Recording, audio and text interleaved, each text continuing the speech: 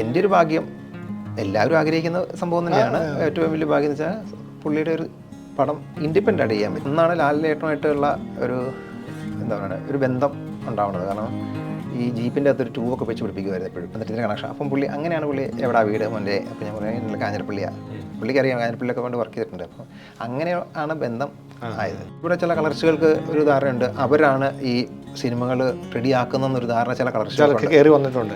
അത് ഇങ്ങനെ പറയും, അത് ഷൂട്ട് ചെയ്യുന്ന സമയത്ത് തന്നെ പലപ്പോഴും പറയാറുണ്ട്, അത് നമുക്ക് DI ചെയ്യാം എന്നിങ്ങനെ പറയാറുണ്ട്. പക്ഷേ DI ചെയ്യാം എന്ന് പറയുന്നതിന് പരിമിതികളുണ്ട്, എല്ലാം ചെയ്യാൻ പറ്റില്ല. CG ചെയ്യാം എന്ന് പറയുന്നുണ്ട്, CG ചെയ്യാനും പല പരിമിതികളുണ്ട്. ഇന്ന് ഞാൻ വളരെ സന്തോഷത്തിലാണ്. ഇന്ന് സിൽവർ ടൈംസിൽ ഗസ്റ്റായിട്ട് എത്തിയിരിക്കുന്നത് നമുക്കെല്ലാവർക്കും പ്രിയപ്പെട്ട സിനിമാറ്റോഗ്രാഫർ പ്രമോദ് കെ പിള്ളയാണ്. അദ്ദേഹം നല്ലൊരു സിനിമാറ്റോഗ്രാഫറാണ്, കൂടാതെ ഒരു ഗുഡ് ഹ്യൂമൻ ബീയിങ് ആണ്. പേഴ്സണലി എനിക്ക് ഒരുപാട് ഇഷ്ടമുള്ള ഒരാളാണ്. സ്വാഗതം. നമസ്കാരം. സിനിമയിലേക്ക് വരാനുള്ള ആ ഒരു മോട്ടിവേഷൻ അതെവിടെ നിന്നാണ് തുടങ്ങിയത്, പ്രത്യേകിച്ച് ഈ സിനിമാറ്റോഗ്രാഫിയിൽ? കോളേജിൽ പഠിക്കുന്ന കാലം തൊട്ട് സിനിമ പണ്ട് തൊട്ടേ ഇഷ്ടമാണല്ലോ. അപ്പോൾ ആ സമയം തൊട്ടാണ് ഫോട്ടോഗ്രാഫിയോട് താല്പര്യമുണ്ട്, ഫോട്ടോഗ്രാഫി, സ്റ്റിൽ ഫോട്ടോഗ്രാഫി. അപ്പോൾ സ്റ്റിൽ ഫോട്ടോഗ്രാഫിയിൽ വന്നു. സിനിമ എപ്പോഴും ഒരു പാഷനായിരുന്നു. അത് 10ാം ക്ലാസ് കഴിഞ്ഞപ്പം ഒരു എന്താ ഇൻസ്റ്റിറ്റ്യൂട്ടിലേക്ക് ഒരു ലെറ്ററൊക്കെ അയച്ച ഒരു കഥയൊക്കെ ഉണ്ട്. അത് കഴിഞ്ഞ് പിന്നെ അന്ന് നടന്നില്ല, സാഹചര്യവശാൽ അവിടെ പോകാൻ പറ്റിയില്ല. പിന്നെ പൂനെ പോകാമെന്നുള്ള രീതിയിൽ PG കഴിഞ്ഞിട്ട് പോകാമെന്നുള്ള രീതിയിൽ PG ചേർന്നു. PG അല്ല, ഡിഗ്രി കോഴ്സ് കഴിഞ്ഞിട്ട്. അപ്പം ഡിഗ്രിയൊക്കെ പാസ്സായി കഴിഞ്ഞപ്പോഴത്തേക്കും അതിൻ്റെ അതങ്ങ് വിട്ടുമാറി. പക്ഷേ നമ്മുടെ ആഗ്രഹം സിനിമയിലെത്താനായിരുന്നു. പണ്ടോട്ട് ഭയങ്കര പാഷനായതുകൊണ്ട് സിനിമയിലുള്ള പരിചയമുള്ള സുഹൃത്തുക്കളുമായിട്ട് കോൺടാക്ട് ചെയ്തുകൊണ്ടിരുന്നു, റെഗുലറായിട്ട് കോൺടാക്ട് ചെയ്തിരുന്നു. അങ്ങനെ ടിവിൻ എന്ന് പറഞ്ഞൊരു മരിച്ചുപോയ സിദ്ദിഖ് സാറിൻ്റെ ഒരു അസോസിയേറ്റ് ആയിരുന്നു ടിവിൻ. ടിവിനുമായിട്ടൊരു കോൺടാക്റ്റ് കിട്ടി, പേഴ്സണലി കോൺടാക്ട് ചെയ്ത് ടിവിനാണ് എന്നെ സിനിമയിലേക്ക് റെക്കമെൻഡ് ചെയ്തത്. ഇപ്പോൾ 22 വർഷം ആകുന്നു സിനിമയിൽ വന്നിട്ട്. 22 വർഷമായി. അതൊരു വലിയൊരു കാലയളവാണ്. നമ്മളത് ആ കാലഘട്ടത്ത് ഫിലിമിൻ്റെ കാലഘട്ടത്തിലാണ് നമ്മൾ വർക്ക് ചെയ്ത് തുടങ്ങിയത്. കാരണം സിനിമാറ്റോഗ്രാഫി ഇപ്പം ഡിജിറ്റലിലേക്കാണല്ലോ വന്നിരിക്കുന്നത്. നമ്മൾ സ്റ്റാർട്ട് ചെയ്തിരിക്കുന്നത് ഫിലിമിലാണ് സ്റ്റാർട്ട് ചെയ്തിരിക്കുന്നത്. ഞാൻ ഫസ്റ്റ് വർക്ക് ചെയ്ത ക്യാമറ എന്ന് വെച്ചാൽ അസിസ്റ്റൻ്റായിട്ട് ഫസ്റ്റ് വർക്ക് ചെയ്തത് 2003 ക്യാമ്പസ് എന്ന് പറഞ്ഞ സിനിമ. ക്യാമ്പസ് ഈ മോഹൻ സാർ മരിച്ചു പോയത് ഡയറക്ടർ മധുവാരായിരുന്നു അതിലെ ഹീറോ. അതാണ് എൻ്റെ ആദ്യത്തെ സിനിമ, അസിസ്റ്റൻ്റായിട്ട് വർക്ക് ചെയ്ത സിനിമ. അത് ആരിയുടെ ഒരു ക്യാമറ, ആരി ഫ്ലെക്സിൻ്റെ ആരി 3 എന്ന് പറയുന്നത്, അതായിരുന്നു ക്യാമറ. അതങ്ങനെയാണ് നമ്മൾ ഫിലിമിൽ ആണ് വർക്ക് ചെയ്ത് തുടങ്ങിയത്. ഈ സെല്ലുലോയിഡിൽ നിന്ന് നമ്മൾ ഈ ഡിജിറ്റലിലേക്ക് വന്നപ്പോഴേ അതിൻ്റെ ഒരു അഡ്വാൻറ്റേജും ഡിസഡ്വാൻറ്റേജും രണ്ടും ഞാൻ ചോദിക്കുകയാണ്. എന്താണ് അതിൻ്റെ അഡ്വാൻറ്റേജ് എന്നുവെച്ചാൽ ഡിജിറ്റലിലേക്ക് വന്നതിൻ്റെ, പിന്നെ ഡിസഡ്വാൻറ്റേജും ഉണ്ടാകും തീർച്ചയായിട്ടും. ഈ ഡിജിറ്റലിലേക്ക് വന്നതിൻ്റെ അഡ്വാൻറ്റേജ് എന്ന് പറഞ്ഞു കഴിഞ്ഞാൽ നമുക്ക് സ്പോട്ടിൽ കാണാം, അതായത് മോണിറ്ററിൽ കാണാം, ജഡ്ജ് ചെയ്യാം, എക്സ്പോഷറിൻ്റെ കാര്യങ്ങളും എല്ലാം പ്രോപ്പറായിട്ട് ക്യാമറമാന് തന്നെ ജഡ്ജ് ചെയ്ത് ക്യാമറയിൽ സെറ്റ് ചെയ്യാനുള്ള ഓപ്ഷൻസും എല്ലാം ഉണ്ട് ഡിജിറ്റലിലേക്ക്. പിന്നെ വർക്ക് ഫ്ലോ ഈസിയായി, കുറച്ചുകൂടി ഈസിയായി. ഫിലിമിലായിരുന്നപ്പം അത് ഒരു മീറ്ററുണ്ട്, നമ്മൾ ലൈറ്റപ്പ് ചെയ്തിട്ട് അത് റീഡ് ചെയ്ത് റീഡ് ചെയ്യുന്ന, പിന്നെ ഫിലിം എന്ന് പറയുന്നത് 250 ISO അങ്ങനെ ഫിക്സഡ് ASO അല്ല ASA ആണ് വെച്ചിരുന്നത്. അപ്പോൾ അത് ഡിജിറ്റലിൽ നമുക്ക് പലതും സെറ്റ് ചെയ്യാൻ പറ്റും. ഫിലിമിൽ അങ്ങനെ 2-3 ടങ്ഷൻ ഫിലിം, ഡേ ലൈറ്റ് ഫിലിം എന്ന് പറഞ്ഞാൽ ഫിലിംസ് ഉണ്ട്. അപ്പം ഡേ ഷൂട്ട് ചെയ്യുമ്പോൾ നമ്മൾ 250D എന്നൊക്കെ പറഞ്ഞിട്ട് ഡേ ലൈറ്റ് ഫിലിം യൂസ് ചെയ്യും. മറ്റേ 500T എന്ന് പറഞ്ഞാൽ ടങ്ഷൻ ഫിലിം യൂസ് ചെയ്യും. എന്നിട്ട് അതിനെ നമ്മൾ 85 എന്ന് പറഞ്ഞൊരു ഫിൽറ്ററൊക്കെ ഇട്ടിട്ട് ആണ് നമ്മൾ അത് ഡേയിലും യൂസ് ചെയ്യും. ഈ ടങ്ഷൻ ഫിലിം ഡെയിലി യൂസ് ചെയ്യും, നൈറ്റിൽ അത് ഫിൽറ്റർ മാറ്റി കഴിഞ്ഞാൽ നൈറ്റായിട്ട് യൂസ് ചെയ്തുകൊണ്ടിരുന്നത്. അപ്പോൾ അതൊരു ഫിക്സഡ് ഇതായിരുന്നുകൊണ്ട് അതിൻ്റെ ഒരു ക്വാളിറ്റി ഇങ്ങനെ സ്റ്റേബിൾ ആയിരുന്നു എപ്പോഴും. അപ്പം പിന്നെ റീഡ് ചെയ്തിട്ടാണ് നമ്മളതിൽ ലെൻസിൽ ഡയഫ്രത്തിൽ എക്സ്പോഷറൊക്കെ വെക്കുന്നത്. അപ്പോൾ അവിടെ എന്തെങ്കിലുമൊക്കെ മിസ്റ്റേക്ക്, നമ്മൾ റീഡിങ്ങിലൊക്കെ ലൈറ്റ് റീഡ് ചെയ്യുന്ന ഇതുണ്ട്, പ്രോസസ്സുണ്ട്. അതിലെന്തെങ്കിലുമൊക്കെ മിസ്റ്റേക്ക് വന്നു കഴിഞ്ഞാൽ അത് ഫിലിം നമുക്ക് ഇന്നത്തെ പോലെ കാണാൻ പറ്റത്തൊന്നുമില്ലല്ലോ. അതുകൊണ്ട് അത് ചിലപ്പോൾ ഓവറായി പോകാം, ചിലപ്പം ഇരുണ്ട് പോകാം. അത് ചെന്നൈ അല്ലെ ഏത് ലാബാണെങ്കിൽ ലാബിൽ പോയിട്ട്, അന്ന് ചെന്നൈയിലാണല്ലോ, പിന്നെ ട്രിവാൻഡ്രത്തുണ്ടായിരുന്നത്, അവിടെ പോയി പ്രോസസ്സ് ചെയ്ത് കഴിഞ്ഞാലേ നമുക്കത് അതിൻ്റെ റിസൾട്ട് ശരിക്കും അറിയാൻ പറ്റുള്ളൂ. അത് കഴിഞ്ഞ് അവിടെ നിന്ന് നമ്മൾ ഇതിവിടെ എത്തിച്ചിട്ട് ഇവിടെ തിയേറ്ററിൽ അത് മാത്രം ടെസ്റ്റ് നമ്മൾ കാണുമായിരുന്നു ആ സമയത്ത്. അപ്പോൾ അത് ശരിക്കും ഒരു ടെൻഷൻ പ്രോസസ്സായിരുന്നു. കാരണം വെച്ചാൽ അത് ഈ പറയുന്ന അസോസിയേറ്റ് അല്ലെങ്കിൽ ലൈറ്റിങ് ചെയ്യുന്ന ആൾ, അയാൾക്കത് പ്രോപ്പറായിട്ട് റീഡിങ് കാര്യങ്ങൾ ചെയ്യാൻ പറ്റിയില്ല അല്ലെങ്കിൽ എന്തെങ്കിലും മിസ്റ്റേക്ക് വന്നു കഴിഞ്ഞാൽ കുറച്ച് കോമ്പൻസേഷൻ പരിപാടികളൊക്കെ ഇതിൽ നമ്മൾ ചെയ്യും. വന്നു കഴിഞ്ഞാൽ നമ്മൾ ഷൂട്ട് ചെയ്ത് സംഭവം പോകും, വേറെ ഓപ്ഷൻ ഇല്ല. അപ്പോൾ അതൊന്ന് കാണണം. ഇപ്പോൾ അതല്ലോ, ഇപ്പം ഇത് വന്നോടെ എല്ലാം അപ് ടു ഡേറ്റ് ആയി, നമുക്ക് അപ്പം തന്നെ മോണിറ്ററിൽ കാണാം. ഭയങ്കര ഈസി ആയില്ലേ, ഭയങ്കര ഈസിയസ്റ്റ് വേ ആയി ഇപ്പോഴത്തെ അവസ്ഥ. ഇപ്പം മീറ്റർ എന്ന് പറഞ്ഞ പരിപാടി ആരും യൂസ് ചെയ്യാറില്ല, അതിൻ്റെ ആവശ്യമില്ല. ക്യാമറമാൻ തന്നെ ക്യാമറയൊക്കെ നോക്കി ലെൻസിൽ എക്സ്പോഷർ കട്ട് ചെയ്ത് വെക്കാം, ഭയങ്കര എളുപ്പമാണ്.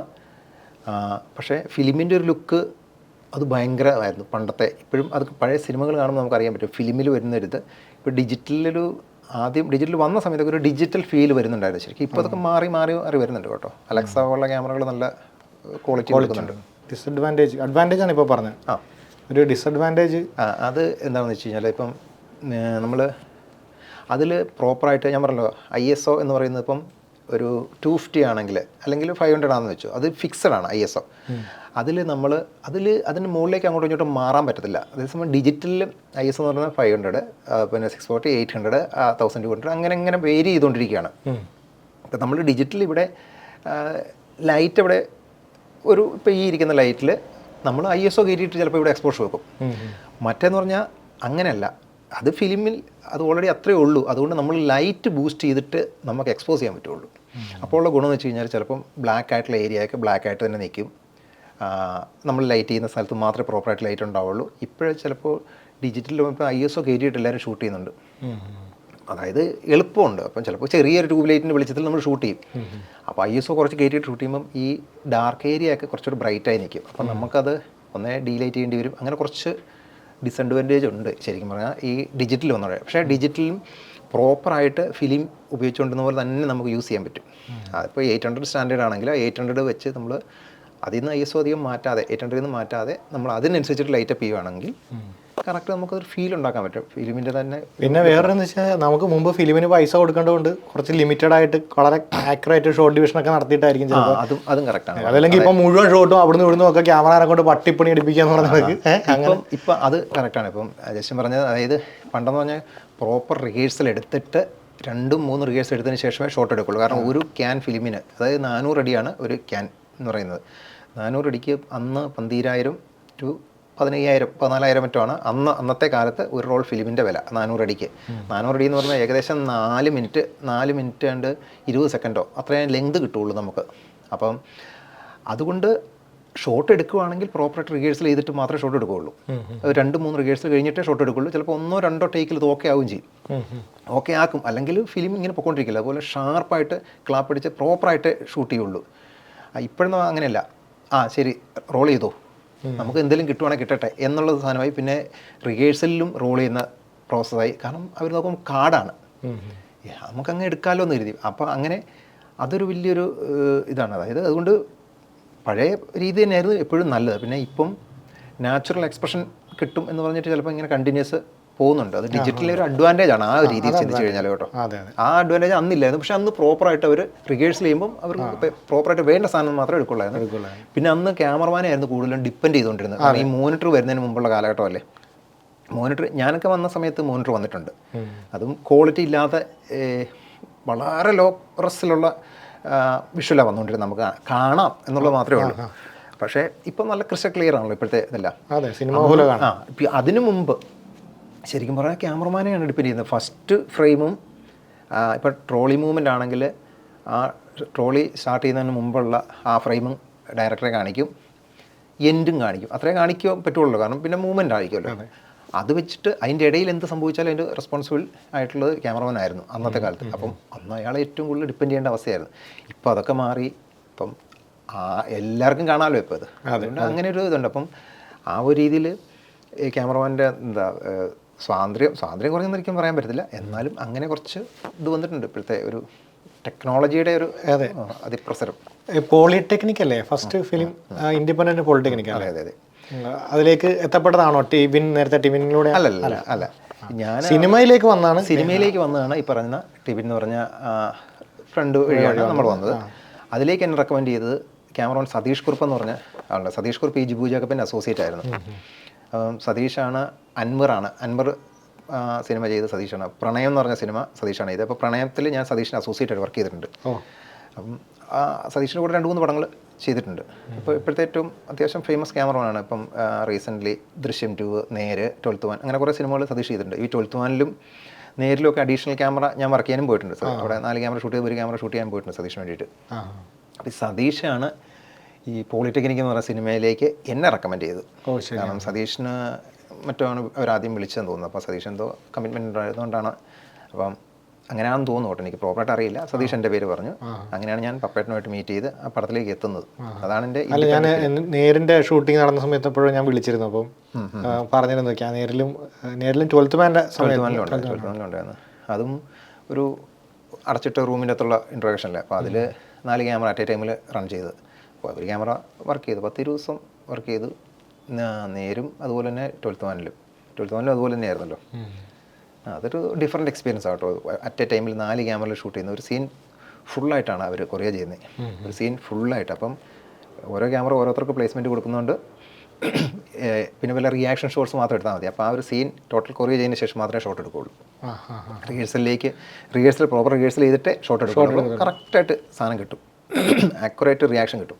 നമ്മൾ ക്യാമറ വെച്ച് കൈ ലുക്ക് കൊടുത്തിട്ടുള്ള പരിപാടിയല്ലല്ലോ. അപ്പോൾ ഈ നമ്മളിരിക്കുന്ന പോലെ ഫേസ് ടു ഫേസ്. ഇപ്പോൾ 2 ക്യാമറ റിയാക്ഷൻ കിട്ടും, അതേ ഉള്ളൂ. മറ്റേത് നമ്മൾ കൈ കാണിച്ചിട്ട് കിട്ടുന്ന പരിപാടിയല്ലേ.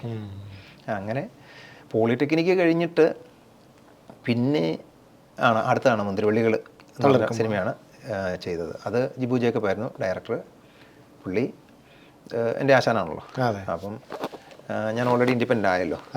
പോളിടെക്നിക് ഇൻഡിപെൻഡൻ്റ് ആയപ്പം അടുത്ത വെള്ളിമൂങ്ങ കഴിഞ്ഞിട്ട്, വെള്ളിമൂങ്ങയിൽ ഒരു കുറച്ച് ഞാൻ ക്യാമറമാനായിട്ടല്ല അല്ലാതെ അദ്ദേഹത്തിൻ്റെ കൂടെയൊക്കെ വർക്ക് ചെയ്തിട്ടുണ്ട്. വെറുതെ ഇങ്ങനെ ഇതായിട്ട് നിന്നിട്ടുണ്ട്. അത് കഴിഞ്ഞിട്ടാണ് മുന്തിരിവള്ളികൾക്ക് ക്യാമറ ചെയ്യാൻ വേണ്ടി എന്നെ വിളിച്ചത്. അതൊരു നല്ല എക്സ്പീരിയൻസ് ആയിരുന്നു. കാരണം വലിയ ലാൽ സാറ്, അനൂപ് മേനോൻ, മീന, വലിയ ആർട്ടിസ്റ്റ്. വളരെ ഹിറ്റ് വരുന്നു, പണം ഭയങ്കര ഹിറ്റ് ആയിരുന്നല്ലോ. അന്നേണ്ട 63 കോടി മറ്റോ കളക്ഷൻ ആ സമയത്ത് കിട്ടിയെന്ന് പറഞ്ഞാൽ ആ വൻ ഹിറ്റ് സിനിമയായിരുന്നു കേട്ടോ. ഒരു നാട്ടിൻപുറത്തുനിന്ന് ഇങ്ങനെ ഒരു, പ്രത്യേകിച്ച് കാഞ്ഞിരപ്പള്ളി സ്ഥലമാണല്ലോ. അപ്പോൾ അവിടെ നിന്ന് ഇങ്ങനെ വരുമ്പോൾ നാട്ടുകാർക്കൊക്കെ ഒരു ഭയങ്കര അഭിമാനമായിരിക്കും. കാര്യം ലാൽ സാറിനെ പോലൊരു ലാൽ സാറിനോട് കുറേ പടങ്ങളും ചെയ്തിട്ടുണ്ട്. ലാൽ സാറിൻ്റെ കൂടെ ആദ്യം ചെയ്ത സിനിമ ഭ്രമരം എന്ന് പറഞ്ഞ സിനിമയാണ്, ബ്ലെസ്സി സാറിൻ്റെ പടം. അതിലാണ് അത് ക്യാമറമാൻ അജയൻ വിൻസെൻ്റ് എന്ന് പറഞ്ഞ് പുള്ളി തൂവാനത്തുമ്പികൾ അതിൻ്റെ ക്യാമറമാനാണ്. അപ്പം പുള്ളി അത് കഴിഞ്ഞിട്ട് ചെയ്തിരിക്കുന്ന സിനിമയാണ് ഈ ഇത് ഭ്രമരം മലയാളത്തിൽ. അത് കഴിഞ്ഞിട്ട് പുള്ളി മൊത്തം തെലുങ്കിലുമൊക്കെ കോൺസെൻട്രേറ്റ് ചെയ്തിരിക്കുകയായിരുന്നു. അപ്പോൾ അങ്ങനെ പുള്ളിയായിട്ട് കോണ്ടാക്ട് ചെയ്തു. പുള്ളിയുടെ ഡയറക്റ്റല്ല, ഭ്രമരത്തിൻ്റെ ഇത് കേട്ടപ്പം എനിക്ക് ഒരു അന്ന് ന്യൂസ് പേപ്പറിൽ ഒരു കട്ടിങ് വന്നപ്പോഴത്തേക്കും ലാലേട്ടൻ മോഹൻലാൽ ജീപ്പ് ഡ്രൈവറായിട്ട് അഭിനയിക്കുന്നു, ഹൈ റേഞ്ചിലെ ജീപ്പ് ഡ്രൈവറായിട്ട് അഭിനയിക്കുന്നു കേട്ട് കഴിഞ്ഞാൽ അങ്ങനെ ഒരു സാധനമായിരുന്നു അന്ന് ഇത് പരസ്യം പോലെ ഒരു അതെ. അങ്ങനെ ഒന്ന് കേട്ട് കഴിയുമ്പോഴത്തേക്കും നമ്മൾ ഈ ഹൈ റേഞ്ചിൻ്റെ അടുത്ത് നിൽക്കുന്ന ആളാണല്ലോ. കാഞ്ഞിരപ്പള്ളി എന്ന് പറയുന്നത് അത് കഴിഞ്ഞാൽ മുണ്ടക്കം കഴിഞ്ഞാൽ പിന്നെ ഹൈ റേഞ്ച് ആണല്ലോ. അപ്പോൾ നമുക്കറിയാം അതിൻ്റെ ഒരു എന്താ പറയുക ആംബിയൻസ് അറിയാൻ പറ്റും. എങ്ങനെയായിരിക്കും അതിൻ്റെ കഥയൊന്നും അറിയത്തില്ല, പക്ഷേ എന്നാലും എന്തായിരിക്കും എന്നറിയാം. അപ്പം വർക്ക് ചെയ്യാൻ ഭയങ്കര ആഗ്രഹം തോന്നി. എന്നിട്ട് അതിലൊരു എൽദോ സെൽവരാജ് എന്ന് പറഞ്ഞ ഒരു എക്സിക്യൂട്ടീവ് ഉണ്ട്. എൽദോ ആ പടത്തിൽ വർക്ക് ചെയ്യുന്നുണ്ട്. അപ്പോൾ എൽദോ എൻ്റെ സുഹൃത്താണ്. അപ്പോൾ എൽദോ ഞാൻ വിളിച്ച് എൽദോ പറഞ്ഞാൽ ഞാൻ നോക്കാം എന്ന് പറഞ്ഞപ്പോൾ ഞാൻ പറഞ്ഞു ഈ സ്ഥിരം സിനിമ ഡയലോഗ് പറയരുത്, ഉണ്ടെങ്കിൽ ഉണ്ട് എന്ന് പറയണം, ഇല്ലെങ്കിൽ ഇല്ലെന്ന് പറയണം, നടപടി ആകുമോ എന്ന് പറയണം. അപ്പോൾ പറഞ്ഞാടാ ഞാൻ ക്യാമറമാനായിട്ട് സംസാരിക്കട്ടെ, പുള്ളി വരുന്നുണ്ട്, സംസാരിക്കട്ടെ എന്ന് പറഞ്ഞു. അപ്പോൾ ശരി എന്ന് പറഞ്ഞു. ഒരു ദിവസം എന്നെ വിളിച്ചു. സാറ് വന്നപ്പം അജിൻ സാറിനെ പോയി കണ്ടു. അപ്പോൾ വർക്ക് ചെയ്യാൻ പറഞ്ഞു. ഒരാഴ്ച 2 എന്ന് നോക്കാൻ പറഞ്ഞു. അത് പിന്നെ കണ്ടിന്യൂസ് ആയിട്ട് അങ്ങ് നമ്മളൊന്ന് നിന്നു. പടം മൊത്തം വർക്ക് ചെയ്തു.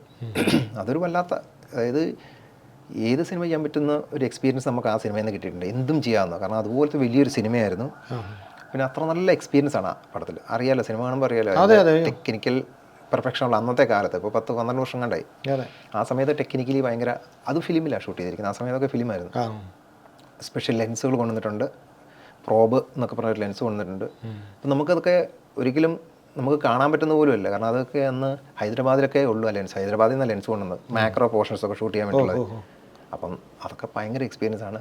പിന്നെ അതൊരു വലിയ പടമായിരുന്നു. വലിയ പടം വെച്ചാൽ ഭയങ്കര വലിയ പടം. കാരണം അങ്ങനത്തെ ക്യാൻവാസാണ് ആ സിനിമ.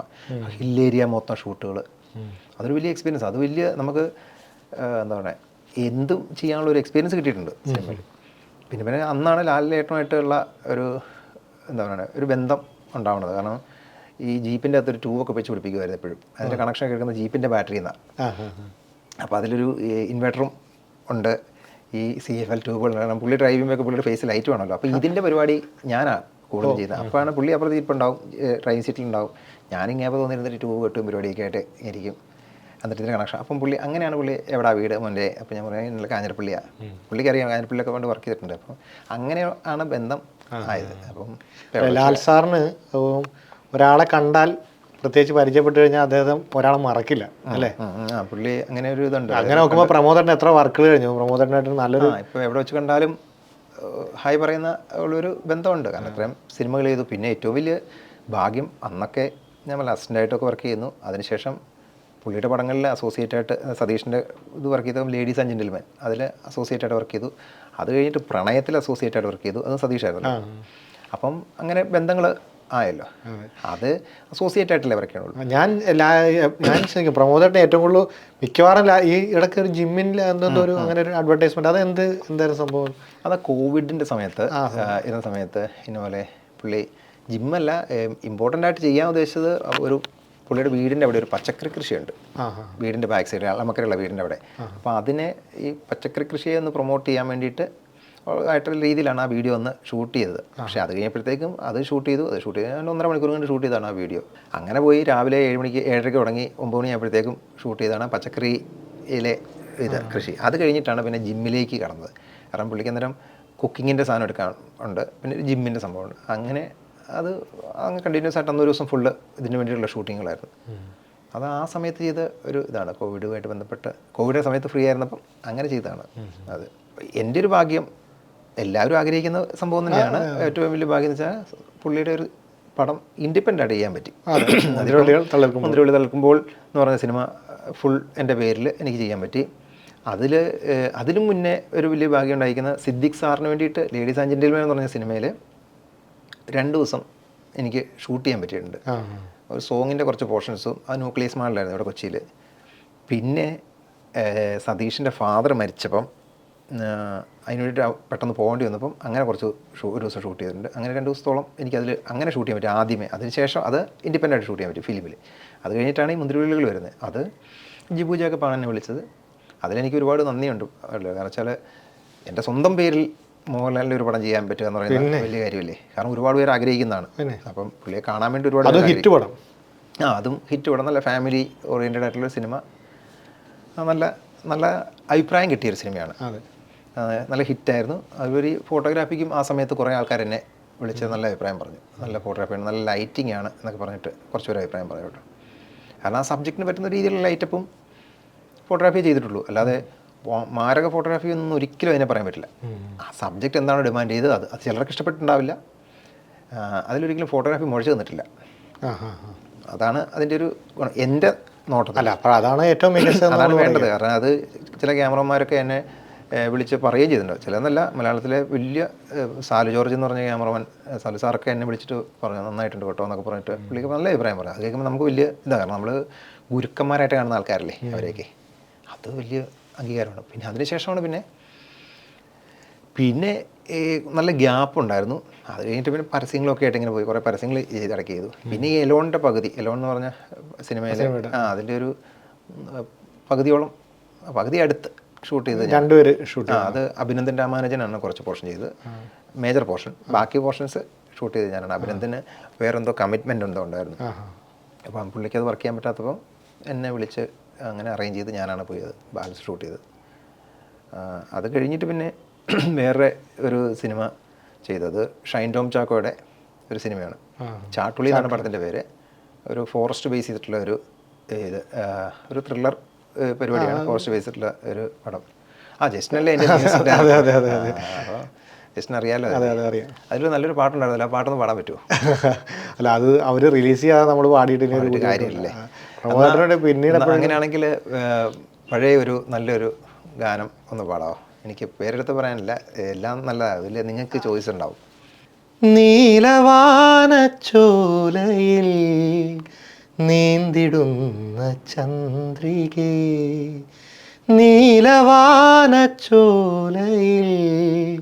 നീന്തിടുന്ന ചന്ദ്രികേ, ഞാൻ രചിച്ച കവിതകൾ നിന്റെ മിഴിയിൽ കണ്ടു ഞാൻ വരാതെ വന്ന എൻ ദേവി. അടിപൊളി, കൊള്ളാം. എത്ര വർഷം ഇത് പഠിച്ചു? ഇല്ല, മ്യൂസിക് അങ്ങനെ പഠനത്തെക്കാളും കൂടുതൽ കുഞ്ഞുനാളിലെ വീട്ടിൽ വേഷൻ. മ്യൂസിക് കോളേജൊക്കെ പഠിച്ചിട്ടുണ്ട്. ഇതിങ്ങനെ പഠിച്ചുകൊണ്ടിരിക്കേണ്ട ഒരു പിന്നെ അത് ഏതാണേലും അതെ. ഇപ്പം ഫോട്ടോഗ്രാഫി ആണെന്ന് പറഞ്ഞാലും അതും നമ്മൾ ഡെയിലി അപ്ഡേഷൻ വന്നുകൊണ്ടിരിക്കുകയല്ലേ. നമ്മളങ്ങനെ പഠിച്ചുകൊണ്ടേ ഇരിക്കുകയാണ്. ഏത് പുതിയ എക്യുപ്മെൻറ്റ്സ് വന്നാലും നമ്മൾ വാച്ച് ചെയ്ത് അതെന്താണ് എങ്ങനെയാണ് എന്നൊക്കെ ഉള്ളത് പഠിച്ച് നമ്മൾ അപ്ഡേറ്റ് ആയിട്ട് നിൽക്കണം. അത് സിനിമാറ്റോഗ്രാഫി പ്രത്യേകിച്ചും. ഈ സിനിമാറ്റോഗ്രാഫിയിൽ ഏറ്റവും പ്രധാനപ്പെട്ട കാര്യം എന്താ? എല്ലാം പ്രധാനപ്പെട്ടതാണ്, എന്നാലും അതിന് ഒരു സെപ്പറേറ്റ് ഒരു സംഭവം നമുക്ക് പറയാൻ പറ്റത്തില്ല. എൻ്റെ ഒരു ഇതെന്ന് വെച്ചാൽ, എൻ്റെ കാഴ്ചപ്പാട് എന്താണെന്ന് വെച്ചാൽ സബ്ജക്റ്റ് ഡിമാൻഡ് ചെയ്യുന്ന ഫോട്ടോഗ്രാഫി ചെയ്യുക എന്നുള്ളത് മാത്രമാണ്. ഇപ്പം നോർമൽ നമ്മളുടെ ഇതാണ് ഇൻ്റർവ്യൂ ആണ് ഇപ്പം നടക്കുന്നത്. ഇത് നമ്മളിപ്പോൾ ലോ ആംഗിൾ കൊണ്ടുപോയി ക്യാമറ വെച്ചാൽ ഭയങ്കര ബോറായിരിക്കും. അതിപ്പോൾ ഈ വെച്ചിരിക്കുന്ന പോലെ തന്നെ ഐ ലെവൽ അങ്ങനെ വർക്ക് ചെയ്യാം. മേലെ കൊണ്ടുപോയി വെച്ചാലും ചിലപ്പോൾ വൃത്തികേടായിരിക്കും. അപ്പോൾ അതിപ്പോൾ ഒരാളെ ബൂസ്റ്റ് ചെയ്ത് കാണിക്കാനൊക്കെ ആണെങ്കിൽ നമ്മൾ ലോ ആംഗിളിലൊക്കെ വെക്കാറുണ്ട്. അപ്പം എന്ന് പറഞ്ഞാൽ നമുക്ക് ഇതെന്താണ് ഡിമാൻഡ് ചെയ്യുന്നത്, അല്ലാതെ ഫോട്ടോഗ്രാഫിക്ക് വേണ്ടിയിട്ട് മാത്രം വെച്ചിട്ട് കാര്യമില്ല. അപ്പോൾ സബ്ജക്റ്റ് ഡിമാൻഡ് ചെയ്യുന്ന അങ്ങനത്തെ ഒരു ബിൽഡപ്പ് ഷോട്ട് വേണോ, നമ്മൾ ലോ ആംഗിൾ അല്ലെ അതുപോലെ വെക്കുക. അതാണ് എനിക്ക് എൻ്റെ ഒരു കാഴ്ചപ്പാടിൽ. പിന്നെ ലെൻസിങ്, സബ്ജക്റ്റ് പറയാം. അതായത് ഏത് ഒരാളുടെ ഒരു ഷോട്ട് വെക്കുമ്പോൾ ഇമോഷണൽ ആണെങ്കിൽ വൈഡ് ആംഗിൾ ഇട്ടിട്ട് അങ്ങ് ദൂരെ കൊണ്ടുപോയി വെച്ചാൽ ഒന്നും വർക്കാവില്ല ഫേസ് എക്സ്പ്രഷൻസ്. അപ്പം മാക്സിമം ക്ലോസ് കിട്ടാവുന്ന അല്ലെങ്കിൽ എക്സ്ട്രീം ക്ലോസ് കിട്ടാവുന്ന ഏതാണ് ലെൻസുകളാണെങ്കിൽ അത് യൂസ് ചെയ്യുക എന്നുള്ളതാണ്. അത് ഭയങ്കര ലൂസ് വെച്ചാൽ ഒരു ഫുൾ റേഞ്ച് വെച്ചാലും കാര്യമില്ല. പിന്നെ അങ്ങനെ ഫുൾ ഫിഗർ വെക്കുകയാണെങ്കിൽ അതെന്തെങ്കിലും പർപ്പസ്ഫുള്ളി എന്തെങ്കിലും സാധനം വേണം. ചിലപ്പോൾ ഇങ്ങോട്ടൊരു ഫോക്കസ് ഷിഫ്റ്റോ കാര്യങ്ങളോ ഒക്കെ ഉണ്ടെങ്കിൽ ഫോർഗ്രൗണ്ട് ഒരാൾ നിൽപ്പുണ്ട്, അങ്ങനെയൊക്കെ ആണെങ്കിൽ നമുക്ക് അങ്ങനെ യൂസ് ചെയ്യാം. അങ്ങനെയുള്ള കുറച്ച് കാര്യങ്ങൾ നോക്കണം. പിന്നെ ലൈറ്റിങ് ഇമ്പോർട്ടൻ്റ് ആണ്. കാരണം വെച്ചാൽ ഇപ്പം ചിലപ്പം നമ്മൾ വിഷമിച്ചിരിക്കുമ്പോൾ ഒരിക്കലും ചിലപ്പം വലിയ ഭയങ്കര ലൈറ്റുള്ള സ്ഥലത്തൊന്നും പോയി ഇരിക്കണമെന്നില്ല. എവിടെയെങ്കിലും ഒരു ഒതുങ്ങിയ മൂലയിൽ ചിലപ്പോൾ ഒരു ഇച്ചിരി ഡാർക്ക് പോലത്തെ സ്ഥലത്തായിരിക്കാം ഓട്ടോമാറ്റിക്കലി ഇരിക്കുക. അപ്പം നമ്മൾ അതാണെങ്കിൽ അങ്ങനത്തെ മൂഡ് ക്രിയേറ്റ് ചെയ്ത് കൊടുക്കുക എന്നുള്ളതാണ്. അതേ പറഞ്ഞാൽ ഇതിൽ എല്ലാം ഇമ്പോർട്ടൻ്റ് ആണ്. അല്ലാതെ ഒന്നും മിസ്സായാൽ അത് ചിലപ്പോൾ അതിൻ്റെ ഇത് വിട്ടുപോകും. പിന്നെ ഇപ്പോൾ ഷോട്ടുകൾ വെക്കുന്നത് അത് ഡയറക്ടർ ചിലത് പറയും, ഇല്ലെങ്കിൽ നമുക്ക് ഒരു ധാരണ ഉണ്ടാവുമല്ലോ. ഒരു സംഭവം സ്ക്രീൻ വായിക്കുമ്പോൾ വല്ല സ്ക്രിപ്റ്റ് വായിക്കുമ്പോൾ എന്തായിരിക്കും, എങ്ങനെയായിരിക്കും അതിനെ ബിഹേവ് ചെയ്യേണ്ടത്, അല്ലെങ്കിൽ ആ ക്യാമറ മൂവ്മെൻറ്റ് എന്തായിരിക്കും എന്നൊക്കെ ഉള്ളത് നമുക്കൊരു ചെറിയ ധാരണ എന്തെങ്കിലും ഉണ്ടാവുമല്ലോ. അത് വെച്ചിട്ട് നമ്മൾ ഷോർട്സ് നമുക്ക് പറയാൻ പറ്റിയാൽ നമുക്ക് പറയാം, അല്ലെങ്കിൽ നമുക്ക് വെച്ച് കാണിക്കാം. അത് അയാൾക്ക് ഓക്കെ അല്ലെങ്കിൽ ഡയറക്ടർ ഓക്കെ അല്ലെങ്കിൽ ആ പുള്ളി പറയുമ്പോൾ നമ്മളത് മാറ്റി കാണിച്ചു കൊടുക്കുക. അല്ലെങ്കിൽ പുള്ളിയോട് പറയുക നമുക്ക് എങ്ങനെയാണ് വെക്കേണ്ടതെന്നുള്ളത് പറഞ്ഞു തരൂ എന്ന് നമുക്ക് പറയാൻ പറ്റും. ഞാൻ ഒരു 2013 ഫോട്ടോഗ്രാഫിക്ക് സ്റ്റേറ്റ് അവാർഡ് കിട്ടിയിട്ടുണ്ട്. ഒരു ഇമ്മിണി പില്ലിരാൾ എന്ന് പറഞ്ഞൊരു ഷോർട്ട് ഫിലിം ആയിരുന്നു. ഷോർട്ട് ഫിലിം പറഞ്ഞാൽ ചിൽഡ്രൻസ് ഫിലിം. അപ്പം അന്ന് 13 അതിന് സംസ്ഥാന അവാർഡ് കിട്ടിയിട്ടുണ്ട്, മികച്ച ക്യാമറമാനിൽ കിട്ടിയിട്ടുണ്ട്. അപ്പോൾ അന്ന് ഏറ്റവും വലിയ രസം എന്ന് വെച്ചാൽ അതിൻ്റെ എക്സ്പീരിയൻസ് പറയുകയാണെങ്കിൽ ഒരു 2013 അത് സെല്ലോയിഡാണ്. അല്ല അന്ന് ഷൂട്ട് ചെയ്തിരിക്കുന്ന മറ്റേ ടേപ്പ് വന്നിട്ടുണ്ട്. ഫിലിമിൻ്റെ കാലഘട്ടമാണെങ്കിലും ഫിലിമിൽ അങ്ങനെയല്ല, ചിൽഡ്രൻസ് ഫിലിമാണ് നമ്മൾ ഷൂട്ട് ചെയ്തത്. അതാ ഞാൻ പറയാൻ വന്നത്. ഈ സോണിയുടെ ക്യാമറ ഉണ്ടല്ലോ, മറ്റേ സീരിയലൊക്കെ അന്ന് ഷൂട്ട് ചെയ്യുന്ന ഒരു ക്യാമറ ഉണ്ട്, 300 അങ്ങനെ 300 350 അങ്ങനത്തെ ഒരു ക്യാമറയിലാണ് ഷൂട്ട് ചെയ്തത്. അത് വന്ന ക്യാമറ ഭയങ്കര മോശം ക്യാമറയായിരുന്നു. അന്ന് ലെൻസ് മാറ്റിയിടാവുന്ന ടൈപ്പ് ക്യാമറകളാണ്. ലെൻസ് ഊരിയിട്ട് നമുക്ക് മാറ്റാം. അപ്പം അന്ന് വന്നത് ഭയങ്കര മോശം ലെൻസായിരുന്നു. നമ്മൾ രാവിലെ 4:30 പോയി റെഡിയായിട്ട് ഷൂട്ടിന് വേണ്ടിയിട്ട് വെളുപ്പിന് ഏർലി മോർണിംഗ് ഷോട്ടുകളൊക്കെ എടുക്കാൻ വേണ്ടി ഇങ്ങനെ ഇരുന്നപ്പോഴാണ് അന്നേരം അവിടെ ക്യാമറ വരുന്നത്. അന്നേരം വന്ന് നോക്കുമ്പോൾ ഭയങ്കര മോശം ക്യാമറയാണ്. ഓപ്ഷൻ ഒന്നുമില്ല അതിൽ. ഷൂട്ട് ചെയ്യാൻ ഓപ്ഷൻ ഉള്ളൂ, വേറെ ഒരു ഓപ്ഷൻ ഇല്ല. ഞാൻ ഷൂട്ട് ചെയ്ത് തുടങ്ങി. അപ്പം അതിൽ 2 ദിവസം ഷൂട്ടുണ്ടായിരുന്നു. ക്യാമറ മാറ്റാനൊന്നും സമയമില്ല, കാരണം കോഴിക്കോട് ഷൂട്ട്, എറണാകുളത്ത് നിന്ന് വന്നിരിക്കുന്ന ക്യാമറ. അന്നത്തെ കാലമാണ്, 13 ഇത്രയും വർഷം മുമ്പല്ലേ. അപ്പം ഷൂട്ട് ചെയ്തു.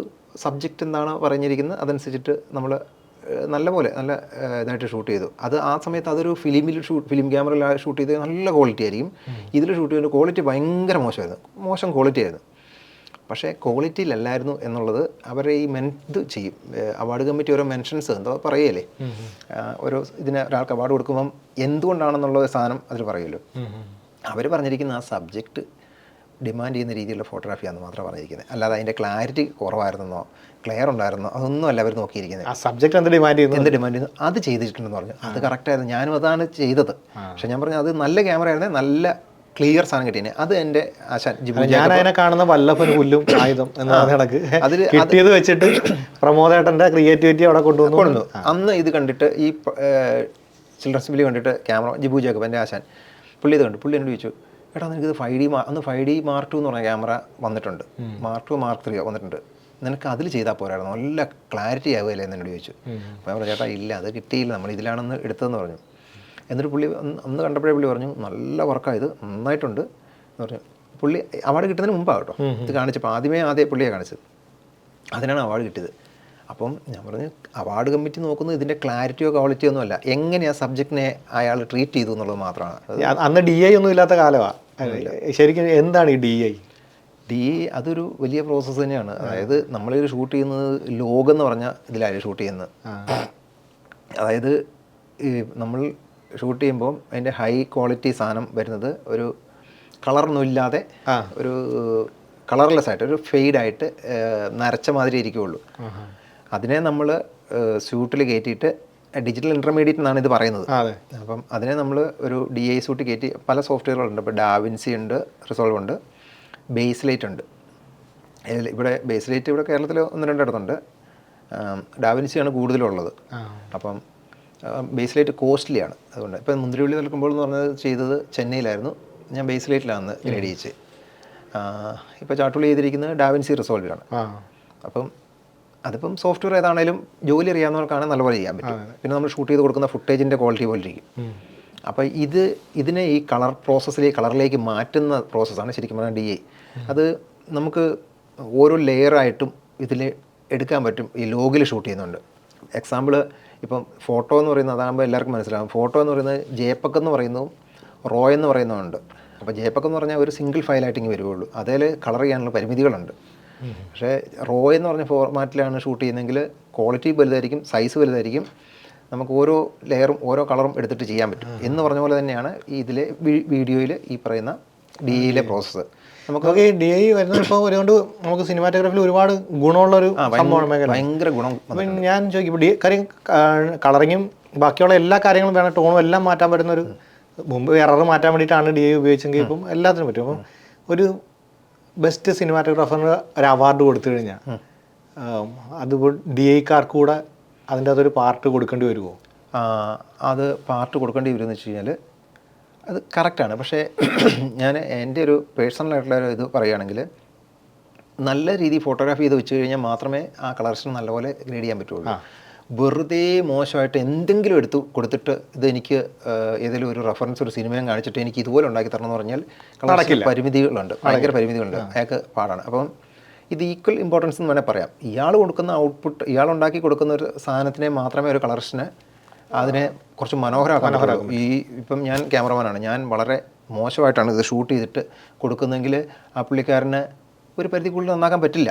അത് വസ്തുതയാണ്. എന്നിട്ട് ഞാനാണ് ഇത് ഗ്രേഡ് ചെയ്തിട്ട് ഇത് അവാർഡിന് വേണ്ടിയിട്ട് അല്ലെങ്കിൽ ഇന്ന് കളർസിൻ്റെ അവകാശവാദങ്ങൾ അങ്ങനെ നടക്കുകയാണെന്നുണ്ടെങ്കിൽ അത് വെറുതെയാണ്. കാരണം ക്യാമറമാൻ മൈൻഡിൽ ഒരു സാധനം വെച്ചിട്ട് ലൈറ്റപ്പ് ചെയ്താൽ മാത്രമേ കളർസിന് അത് ചെയ്യാൻ പറ്റുള്ളൂ. പുള്ളിക്കത് ലെവൽ കൂട്ടാനും കുറയ്ക്കാനും മൂഡ് പിടിക്കാനും ഒക്കെ പറ്റും.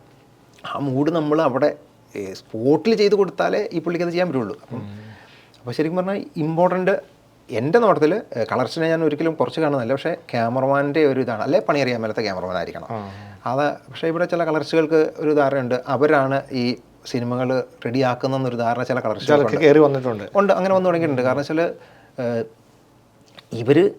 അവർ ചെയ്യുന്നുണ്ട്, വലിയ പ്രോസസ്സിനെ അവർ ചെയ്യുന്നത്. അവർക്കിത് വേണേൽ മോശമാക്കാൻ പറ്റും. എങ്ങനെ മോശമാക്കാൻ പറ്റുമെന്ന് വെച്ചാൽ പണി അറിയാൻ മേലത്തെ ക്യാമറമാൻ്റെ വർക്കുകൾ മോശമാക്കാൻ പറ്റും. പണി അറിയാവുന്ന ക്യാമറമാൻ ആണെങ്കിൽ അയാൾ പറയും അത് അവിടെ അങ്ങനെ ചെയ്യും, ഇവിടെ അങ്ങനെ ചെയ്യുന്ന പറഞ്ഞു കഴിഞ്ഞാൽ അവർ പണി അറിയത്തില്ല, അന്നേരം അത് പണി കിട്ടും, അതേ ഉള്ളൂ. അപ്പം പണി അറിയാൻ മേലത്തെ ഒരാളുടെ അടുത്താണെങ്കിൽ അയ്യോ ഇത് ഇത്രേ പറ്റുള്ളൂ കേട്ടോ എന്നൊക്കെ പറഞ്ഞിട്ട് അയാളുടെ വർക്ക് വേണമെങ്കിൽ ഇവർക്ക് മോശമായി കൊടുക്കാൻ പറ്റും. അറിയാവുന്നവന് എനിക്കിപ്പം ഇതിൽ പോയിരുന്നു കഴിഞ്ഞാൽ എവിടെയൊക്കെ എന്തൊക്കെ കറക്റ്റ് ചെയ്യാൻ, കൺട്രോൾ ചെയ്യാം, ഏതൊക്കെ കളറിലേക്ക് കൊണ്ടുവരാൻ എന്നൊക്കെ നമ്മളതൊക്കെ പഠിച്ചു വെച്ചിട്ട് തന്നെയാണ് നമ്മളിവിടെ പോയിരിക്കുന്നത്. അതെ. അല്ല ഞാൻ ചോദിക്കാൻ കാര്യം ചില ആൾക്കാർക്ക് ഇപ്പോൾ വരുന്ന സ്റ്റുഡൻസിന്, നമുക്ക് സാധാരണ പ്രേക്ഷകർക്ക് ഇതിനെക്കുറിച്ച് ചിലപ്പോൾ അറിയില്ല. ഒരു സിനിമയിലുള്ള ചില ആൾക്കാർക്ക് ചില ധാരണകൾ ഇങ്ങനെ ഉണ്ട്, അതൊന്ന് വ്യക്തമായിക്കോട്ടെ എന്ന് വിചാരിച്ചിട്ട് അത് ഇങ്ങനെ പറയും. അത് ഷൂട്ട് ചെയ്യുന്ന സമയത്ത് തന്നെ പലപ്പോഴും പറയാറുണ്ട് അത് നമുക്ക് DI ചെയ്യാം എന്നിങ്ങനെ പറയാറുണ്ട്. പക്ഷേ DI ചെയ്യാം എന്ന് പറയുന്നതിന് പരിമിതികളുണ്ട്, എല്ലാം ചെയ്യാൻ പറ്റില്ല.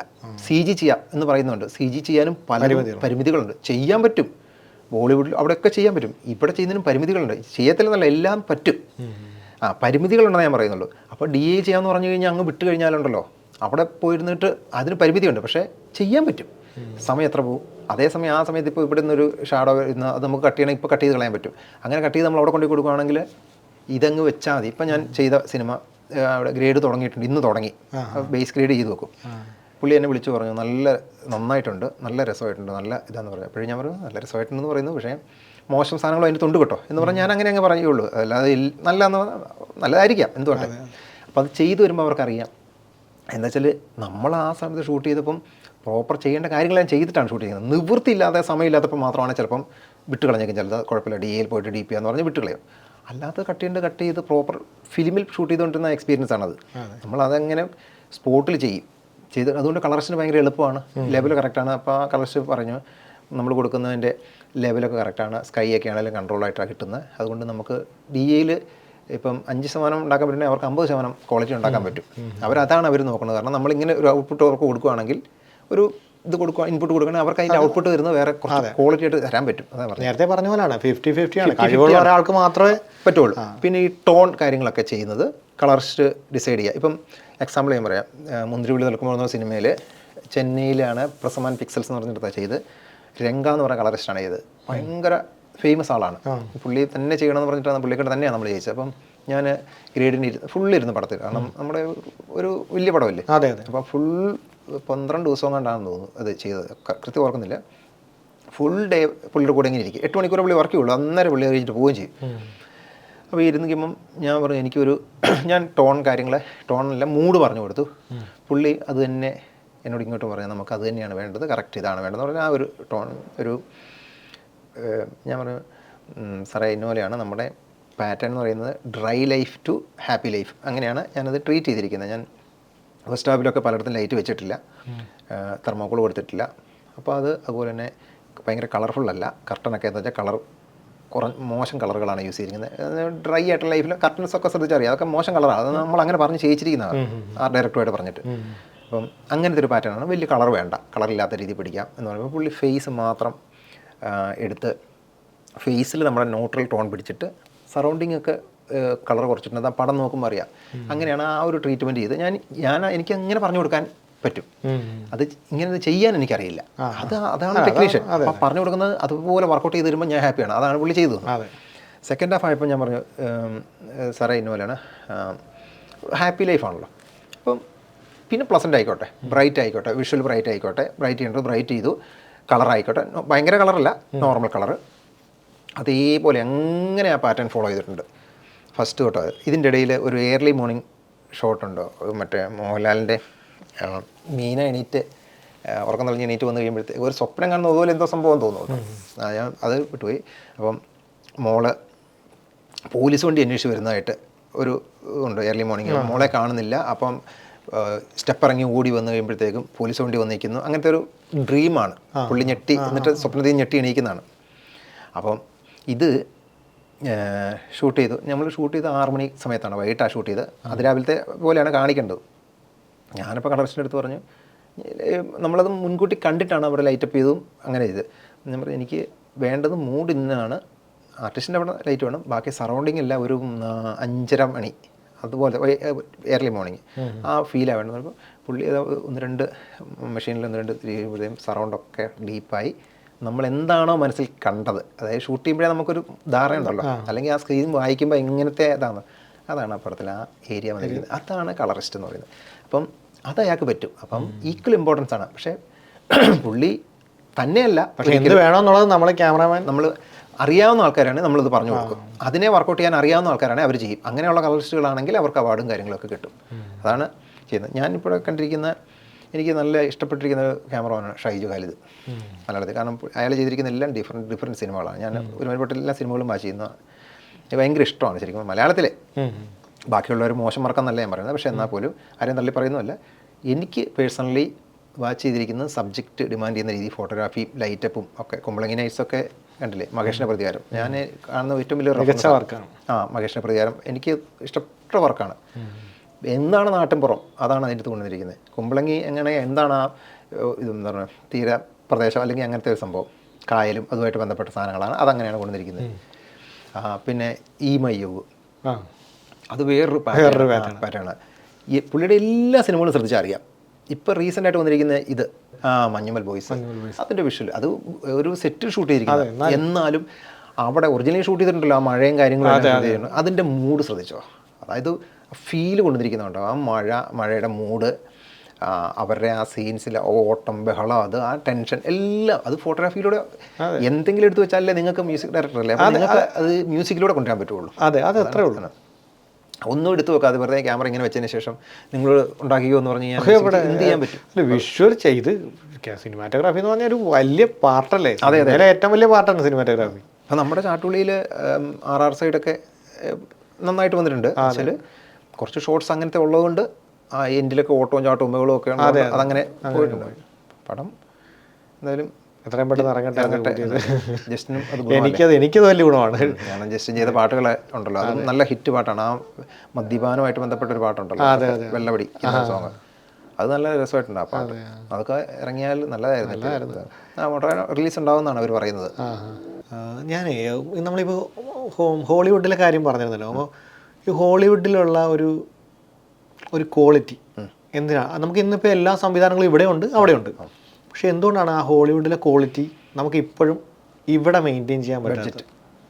ബഡ്ജറ്റ്. കാരണം വെച്ചാൽ അവിടെ യൂസ് ചെയ്യുന്ന ക്യാമറ എന്ന് പറയുന്ന ആരിയുടെ അല്ലെങ്കിൽ പാനവിഷൻ അതുപോലുള്ള ക്യാമറാസ് ആയിരിക്കും അവിടെ യൂസ് ചെയ്യുന്നത്. ആരി ഇവിടെ യൂസ് ചെയ്യുന്നുണ്ടെന്നുണ്ട് ഇല്ലെന്നല്ല. അപ്പോൾ അത്രയും ബഡ്ജറ്റ് നമുക്കിവിടെ അതെടുക്കാൻ. പക്ഷേ ഇവിടെയും ക്വാളിറ്റിയുള്ള ക്ലാരിറ്റിയും ഒക്കെയുള്ള സിനിമകൾ നല്ലത് വരുന്നുണ്ട് പല സിനിമകളും. ഞാൻ സിനിമാറ്റോഗ്രാഫി മാത്രമല്ല എല്ലാം കൂടെ വെച്ചിട്ടാണ് പറയുന്നത്. പക്ഷേ അത് ഇതിൻ്റെ സിനിമാറ്റോഗ്രാഫിയുടെ കാര്യം മാത്രം പ്രമോദനം പറഞ്ഞാൽ മതി. സിനിമാറ്റോഗ്രാഫിയിലെ എനിക്ക് തോന്നിയിരിക്കുന്ന ഒരു കാര്യം എന്ന് വെച്ചാൽ വിദേശ രാജ്യങ്ങളിൽ ഈ പറഞ്ഞ പോലെ അന്തരീക്ഷത്തിലുണ്ടാകുന്ന പൊടിപടലങ്ങൾ വളരെ കുറവാണ്. ഞാൻ പോയിട്ടില്ല, 1-2 സ്ഥലങ്ങളെ പോയിട്ടുള്ളൂ. പക്ഷേ കുറവാണ്, കമ്പാരിറ്റീവ്ലി കുറവാണെന്നാണ് കേട്ടത്. അപ്പോൾ അങ്ങനെ വരുമ്പോഴത്തേക്ക് അത് വിഷ്വൽ ഭയങ്കര, ഇപ്പോൾ ഇവിടെ മഴ പെയ്ത് നിൽക്കുന്ന സമയത്ത് നമ്മൾ ഷൂട്ട് ചെയ്ത് കഴിഞ്ഞാൽ ഭയങ്കര ക്വാളിറ്റി ആയിരിക്കും. പൊടി ഉണ്ടാവില്ല അന്തരീക്ഷത്തിൽ. മഴ പെയ്ത് കഴിഞ്ഞ് ഉടനെ ഷൂട്ട് ചെയ്താൽ കുറച്ച് കഴിഞ്ഞാൽ വീണ്ടും പൊടിയാവുമല്ലോ. അവിടെ എന്ന് പറഞ്ഞാൽ പൊടി ഇല്ലാത്ത സമയമാണ് കൂടുതലും എന്ന് പറഞ്ഞാൽ. അപ്പോൾ അതുകൊണ്ട് അത് വിഷ്വലിനെ അവിടെ ഭയങ്കര സപ്പോർട്ട് കിട്ടും. ഇപ്പോൾ ഇവിടെ തമിഴ്നാട് പടങ്ങളൊക്കെ ആണെങ്കിലും വിദേശത്ത് പോയിട്ട് സോങ് ഒക്കെ എടുക്കുന്നത് ഭയങ്കര രസമല്ലേ കാണാൻ. അതേസമയം അത് ഇവിടെ നമ്മുടെ കേരളത്തിലോ എവിടെയെങ്കിലും എടുത്തു കഴിഞ്ഞാൽ അത് അത്രയും ക്വാളിറ്റി ഉണ്ടാവില്ല. അത് അന്തരീക്ഷത്തിൻ്റെ ഒരു പ്രശ്നമായിട്ടാണ് എനിക്ക് തോന്നിയിരിക്കുന്നത്. പിന്നെ അവിടെ സോഫ്റ്റ് ലൈറ്റ് ആയിരിക്കും കൂടുതലും പുറത്തൊക്കെ, ഇവിടെ ഹാർഷ് ലൈറ്റില്ലേ കൂടുതലും അങ്ങനത്തെ ഇതൊക്കെ ഉണ്ട്. പിന്നെ അവർ യൂസ് ചെയ്യുന്ന ഫിൽറ്ററും കാര്യങ്ങളൊക്കെ ഉണ്ടാവും ആയിരിക്കാം. പല കാര്യങ്ങളെ ഡിപ്പെൻഡ് ചെയ്തിട്ടാണല്ലോ ഫോട്ടോഗ്രാഫി നിൽക്കുന്നത്. എന്തായാലും ഒരുപാട് സന്തോഷം. ഇനി ഇറങ്ങാനുള്ള വർക്കുകൾ ചാട്ടുള്ളി ഒരു വടക്കൻ പ്രണയപർവം എന്ന് പറഞ്ഞ ഒരു സിനിമ കണ്ണൂർ SN കോളേജിലായിരുന്നു ഷൂട്ട് ചെയ്തിരിക്കുന്നത്. 49 ഡേയ്സ് ഷൂട്ടുണ്ടായിരുന്നു. സൂരജ് സൺ എന്ന് പറഞ്ഞ ആർട്ടിസ്റ്റാണ്. സൂരജ്. പിന്നെ ഡയറക്ടർ ബിജേഷാണ് പ്രൊഡ്യൂസറും ഒരു ഡയറക്ടറും. 2 ഡയറക്ടറാണ്. അതിൽ ബിജേഷും വിജേഷ് തന്നെയാണ് പടം പ്രൊഡ്യൂസ് ചെയ്തിരിക്കുന്നത്. ഋഷി സുരേഷ്, അവർ 2 പേരാണ് ഡയറക്റ്റ് ചെയ്തിരിക്കുന്നത്. അത് പോസ്റ്റ് പ്രൊഡക്ഷൻ പ്രോസസ്സ് നടന്നുകൊണ്ടിരിക്കുന്നത്. എഡിറ്റ് കഴിഞ്ഞപ്പം DA കടന്നു. DA പ്രോസസ്സ് നടക്കുന്നു. ജനുവരി 16-ാം തീയതി ആണ് റിലീസ് പ്ലാൻ ചെയ്തിരിക്കുന്നത്. നിലവിൽ അങ്ങനെയാണ് പ്ലാൻ ചെയ്തിരിക്കുന്നത്. ഒരു ക്യാമ്പസ് മൂവിയാണ്.